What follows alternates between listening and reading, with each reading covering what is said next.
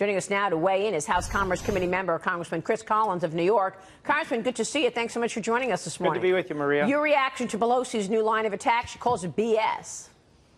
Well, one thing we say about Nancy Pelosi, she is the gift that keeps on giving. She really doesn't get it right. She's totally out of touch. And we are going to make a move to make these personal tax cuts permanent. That's something we always wanted to do. There were some budget constraints. But the fact is, just last week, the Office of Management and Budget, the CBO, raised the estimates for growth this year to 3.5% GDP growth year over year. And that's how these tax cuts are going to pay for themselves, through economic growth, getting people off of the entitlement programs, but actually raising money for the Treasury through additional revenues. And so Nancy Pelosi is just beside herself because she knows the Republicans are going to keep the majority in a midterm, which normally they would not do because of tax cuts and the fact that people vote their own economic well-being. Yeah, we'll see about that, because you didn't have one Democrat voting for this, but we do have some problems with, the decision-making when it comes to budgeting with the Republicans. So we'll get back to that. But I got to ask you this, because the president is now weighing in after a series of memos were written by former FBI Director Jim Comey about his interactions with the president. And of course, those memos were released. So the president wrote this on Twitter today. Jim Comey memo is just out and show clearly that there was no collusion and no obstruction. Also, he leaked classified information. Wow. Will the witch hunt continue? The partially redacted memos closely track to Comey's description of the same situations in his book, though they also describe what Comey calls President Trump's serious reservations about his former National Security Advisor, Michael Flynn. Congressman, did you read the memos? What was your takeaway? And also, we want to ask you your takeaway about the Justice Department Inspector General. Michael Horowitz has issued a criminal referral to the U.S. Attorney's Office in Washington related to the fired FBI Deputy Director, Andrew McCabe. His lawyer, McCabe's lawyer, has confirmed there are now criminal referrals against his client.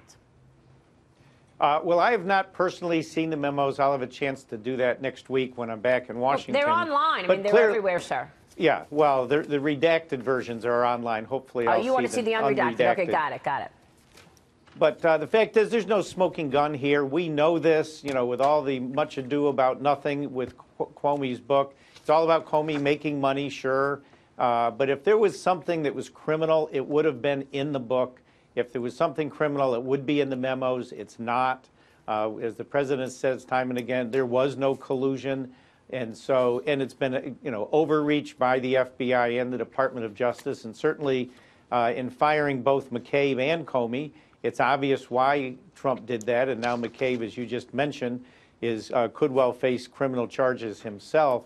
It's just a shame that an institution like the FBI had leadership that went rogue on our nation, and in doing so has somewhat tainted the FBI.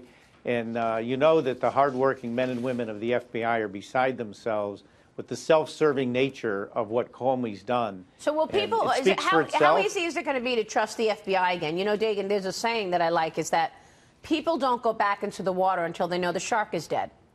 Or sharks, in the case of what was going on at the FBI. So I'm just wondering. So, with this referral of criminal charges, do we need to see something like this substantial in order for people to have trust again in this institution? I'll paraphrase what the Wall Street Journal writes about on its editorial page in an editorial titled War of the Roses at the FBI.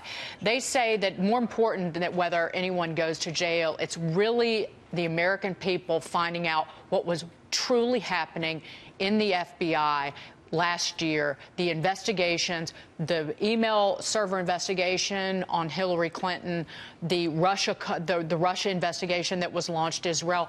What was happening and why? And why was McCabe overseeing both of those until a week before the election? And also, we should point out this IG investigation was demanded by the Democrats because they wanted to know why Jim Comey, right before the election, reopened the investigation and then closed it. Yeah, because Anthony Weiner's laptop. Right. So the Democrats wanted until the results come back or the investigation reveals things that they don't want to hear. That doesn't fit some narrative that they started concocting during during the Democratic National Convention in Philadelphia. Absolutely. But, Congressman, I think Maria asks the important question here. How does the FBI actually reestablish its credibility? I mean, at what point does somebody within the organization or a bunch of people within the organization stand up and say there's been problems here, we recognize that, and we're going in a different direction? What does that take? Well, that is what it takes. At some point in time, they've just got to continue, and it's hard. They have to do their job, continue to do their job. I mean, compare it to a company that's had some kind of major recall for one reason or another. At some point, you just do your business, keep your head down, and through hard work and results, you prove to the American public you can be trusted. But there's no question both Comey and McCabe have given the organization a black eye. And that's why we needed changes of leadership. That's step one. And certainly Comey's book tour has, brought it back right into the, full force and face of the public. And that's not good. But they will get beyond this. We are a country of laws, and we have to, trust that the FBI and the DOJ, who were politicized under Obama and certainly their focus on Clinton, will get their act together. I'm sorry, Congressman, question though. With elections, midterm elections coming up though, I'm curious with your constituency, how much of these issues are resonating with them? Are people coming to you and saying, boy, this whole Comey-McCabe thing really bothers me, or are they focused on other issues? And will any of this affect the election? Well, it's actually some of both. People are going to vote their own economic well-being. They're going to see what ultimately plays out with North Korea and the meetings, certainly understanding Mike Pompeo met with Kim Jong-un just recently. It's going to, be the mood of the country. And at the same time, certainly in my district, Trump is very, very popular, remains so. So Trump's personal frustration is shared by his supporters in New York 27, right. Because they know this has been a witch hunt. And, they can put themselves in his position, which has been unfairly tarnished by the fake news and everything to do with that. So they're sympathetic to the president's position related to you would think so. Investigation. Congressman, I have to ask you about this. New York governor, obviously you represent New York. Governor Andrew Cuomo is raising eyebrows this morning after he claimed to be an illegal immigrant and taunted officials to deport him during a bill signature signing this week. Listen to what he said last week. I'm undocumented. You want to deport an undocumented person? Start with me, because I'm an undocumented person. I don't understand that. He's American. Well, he's lost it.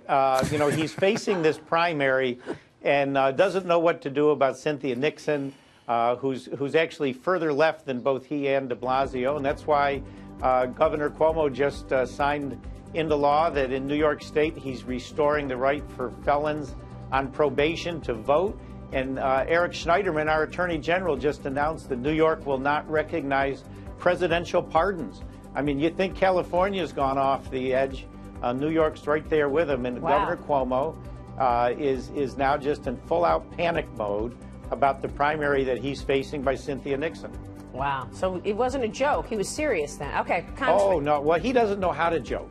Congressman, thank you. He does not have a funny bone in his body. Congressman, thank you so much. Chris Collins there.